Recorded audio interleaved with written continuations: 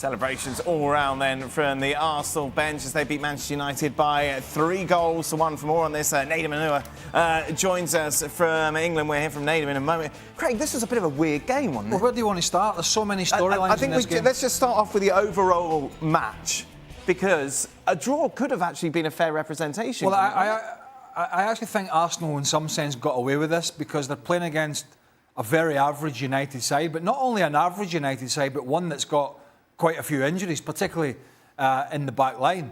And as you said, they ended up with Harry Maguire and Johnny Evans, who'd have had to give a 1-year contract at 36 because they're short of numbers. Diego Dallo playing left back, who I actually thought did really well. Here's one of the problems. United are trying to pass the ball out from the back, and they've got 2 defenders at the moment that can't pass the ball, Lindelof and Wan-Bissaka. So that's a problem straight away. But in terms of, the game and Arsenal, I thought they huffed and they puffed, but they're not convincing. And you know what I'm going to say here? Mikel Arteta, and they've won the game, and it's 3 points. But he's got a couple of weeks of an international break to try and figure out how he gets off this Kai Havertz train. Because most of us have said it. Are they a better side or a weaker side with Kai Havertz? And the answer is weaker. He's a passenger. Look at his contributions again today. A whiff from 8 yards, the ball that got Man United back in the game, the giveaway, the falling over basically for the penalty, a few 5-yard passes here and there, and that was it. So Arsenal are a weaker side with Kai Havertz in the side, not a stronger team. So how long will that last? When City are going to be running away and churning results out, how long can you play when you've basically got a passenger in the side? That's what Havertz is. It's going to last as long as they keep winning. Because as long as they keep winning, he'll be able to justify keep playing them and keep trying to get out of him what it is. Why does he have to justify it? Well, because they paid 65 million for him and he wanted him. So any coach is going to a player that he specifically wanted, he's going to give him as much rope as he can. So why did Guardiola do the job? Stevie, and whilst they're winning, right? Why did Guardiola then, when Grealish wasn't playing well in his first season, put him on the bench? It's the same thing. I don't know. This is Arteta, though. Yeah, but you're saying a coach. There's nothing different. But if you specifically go out and say, I want this guy, and it's 65 million, and it's from Chelsea, it's a high-profile player, you're going to give him as long as you can without looking stupid, without looking as though then it's clear to everybody else. And whilst they keep winning, I mean, let's be honest, I don't disagree with what you're saying, but he's that off being the hero today. Because he should have scored and he should have had a penalty. Yeah, that's a positive spin. It's a positive spin. By the way, he shouldn't have had a penalty. He shouldn't have had a penalty. No chance. Hold on a minute. So, no chance. By the way, if he scores and gets a penalty, you know what Arteta's going to be saying after the game? What a great... What I'm saying, that's how close he was. Stevie, so if you're Arteta, you're going to keep playing him. I'll tell you what, I'll take a bet with every one of you that he starts the next game. That's not the argument here. Well, that's what I'm telling you. So why not? My point is this. Listen, while I agree with you that you don't change a team when it's winning, it's how they're winning. Again, those goals come, the winning goals come late on, when Havertz is off the park, which is what happened against Nottingham Forest. The 2 goals came when he was off the park. So at some point, at some point, Arteta has to recognise that the winning team or the winning formula is when Havertz is off the park. Now, he might prove to be more stubborn than he needs to be, than we think he should be, and keep sticking with him. That doesn't mean that he's making the right decision. Listen, I'm not telling you that it's a right or wrong decision. I'm just telling you why he will keep playing. That's all I'm saying. But what's the difference? Keep winning. I'll go back to Grealish. Man City were winning. But it's a different... You're talking... It's a different... It's not different. It's the same. It's a different, Man City it's a different coach. No. We're talking about a guy in Guardiola who you can score 3 goals in one game and not be starting the next. Listen, that's what other coach does here's that? The difference. What other coach does what Guardiola does? Here's the difference. Please tell me. Here's the difference. We have a coach. You're using the wrong example. I'm not Craig. using the wrong example. Yeah. If Arsenal want to be the best team in England, they're going to have a manager who makes big decisions. City have that. He wasn't treating Grealish or any other player badly, but if you were not pulling your weight in that City side, 100 million or not, you're on the bench. Arteta's got some big decisions to make because this won't last. I'm with you, by the way. I don't disagree that he shouldn't be playing. I'm just telling you why he's playing.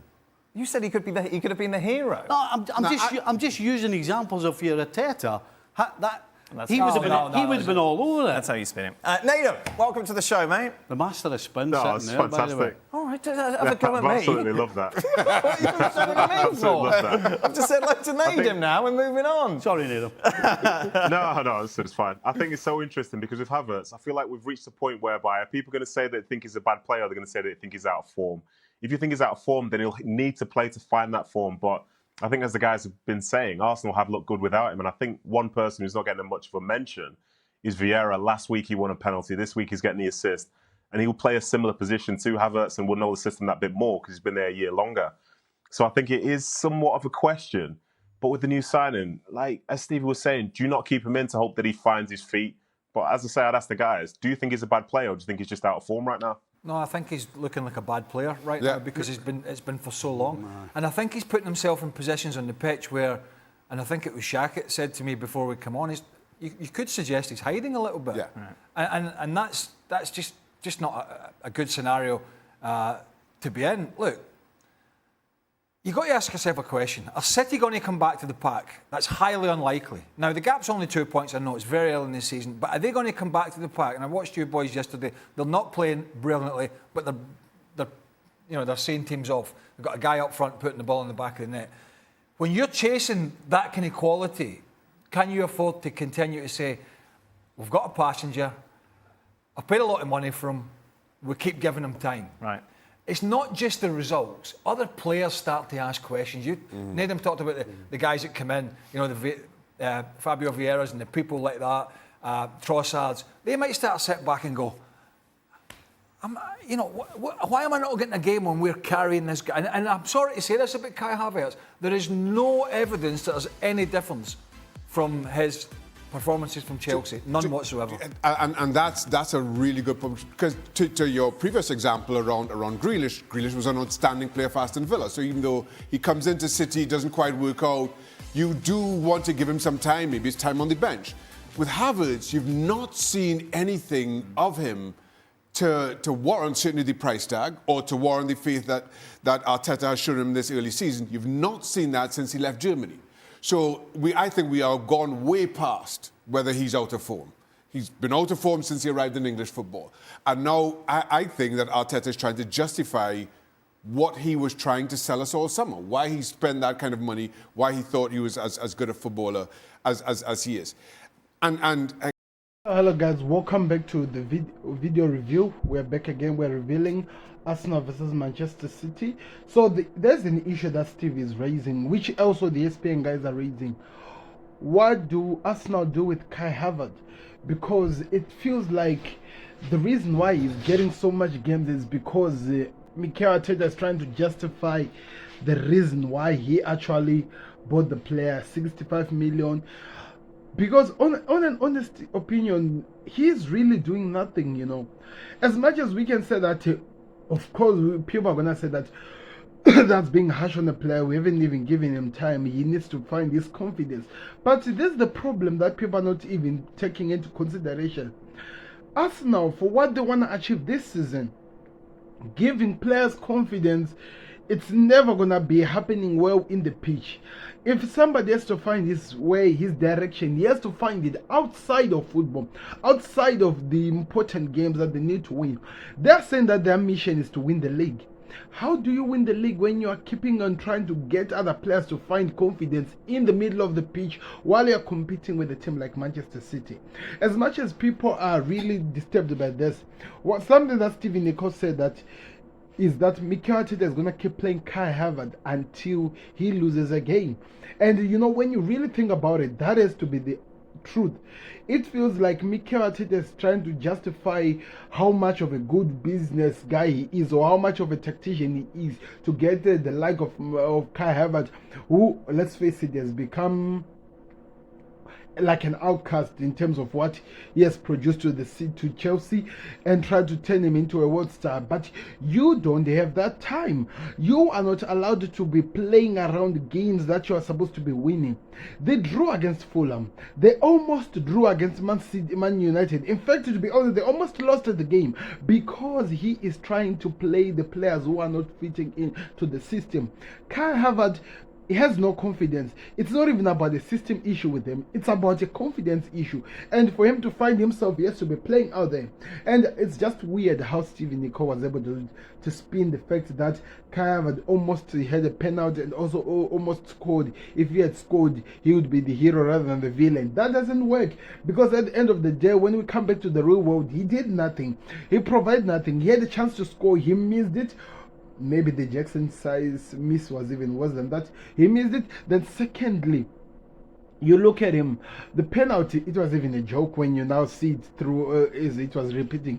So to be honest, as much as Mikel Arteta is trying to become this good tactician, trying to create something we have never seen in football world, I get it. I understand his ambition. I understand what he wants to achieve. I understand that he wants to, in a way, justify the signing of Kai Havertz as a good transfer business. Do it elsewhere. They are bringing examples of people like Pep Guardiola. Of course, Pep Guardiola is one person who's harsh whenever he does his missions and whatever that he chooses. But Mikel Arteta has to grow a backbone. It's okay to get a transfer wrong. I'm not saying he's even going to be wrong. Make him sit down. Allow him to come into the game. Let him develop the confidence in pieces, so that the team focus and keep producing what they do, so that they can get something at the end. What he's doing, what he's trying to do, it's going to come back and bite him in the end. And trust me, that will actually hurt more, and Arsenal fans will be behind him. He'll be sacked if he doesn't change his tactics. I don't know, do you agree with me? Do they need Kai Havertz into this team, or he has to find the best way to play this team? Because what he's doing, in some time, it's going to come back to bite him. Anyway, let's move on to the other one. So I want to know your thoughts in the comment section. Click the like button. Did Arsenal deserve to win? And what did Manchester United really offer? There's a video that is coming after this.